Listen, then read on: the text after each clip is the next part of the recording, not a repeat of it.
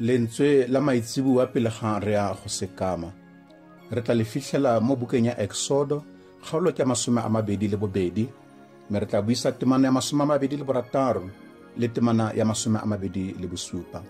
Exodus chapter 22 verses 26 and 27 mme lona le buisa ga jana. Fa o tsaya kobo ya mongwe ka wena go emela molato o imusetse letsatsi le se le phirime gonne ke yona fela e a aparang ke yona seaparo sa mmele wa gagwe. Fa e seyo o ka robala ka eng go seng jalo o tla gola go nna mme ke tla mo utlwa gonne ke bopelotlhomogi. Mo maitsebeng a letsatsi pele ga re tla ya go robala re gopotswa ka boikarabelo ba rona go batho bao re phedisanyang le bona. Fano re utlwa ka molao wa Modimo mo testamenteng ya kgale go laela ba Israele.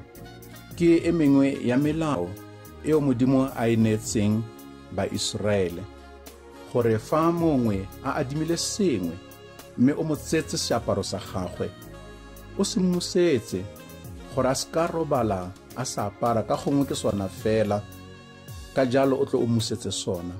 Fa go sa nna jalo motho o tla goelela ko go Modimo, o tla rapela mme ka gonne Modimo a le bopelotlhomogi o tla utlwa thapelo ya hae. Mafoko ano a lemosa gore o ska wa robatsa motho yo mongwe a le mo botlhokong, o ska wa robatsa motho yo mongwe o sa buisane le ena, o ska robatsa motho yo mongwe o mo tsetse sengwe o sa mmusetsa sona o sampane o gaketse. Ke gore ka mantswe a mangwe robala ka kagiso, agisanya le mong ka wena. Robala o na le kagiso mo pelong ya gago ka kitso ya gore ga ka direla ope molato. Ka jalo motho wetso le wena mo maitsiba letsatsi pele ga o tla sekama, fa le gore ka tota o na le molato le mongwe ka wena kgotsa gona le bao re ba sitetsweng, re tshwanetse go baakanya pele.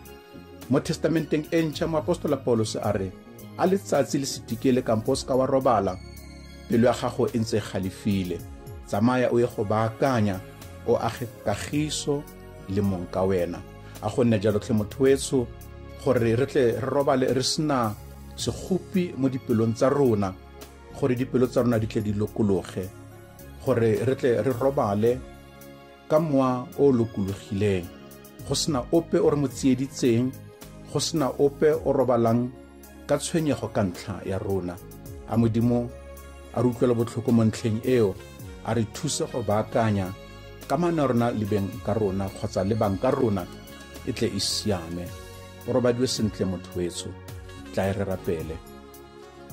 Re a go leboga Modimo ntate wa rona gore lemosa gore boroko bo botlhokwa ga fela re robala re baakantse tsa bophelo ba rona, ga kamano ya rona le bang ka rona e siame, re sa direla batho bosula, ra ba ra robala ba sa kgotsofala ka ntlha ya rona, kampo le rona re be re ikgotsofatsa ka dilo tse di maswe tse re ba dirileng tsona.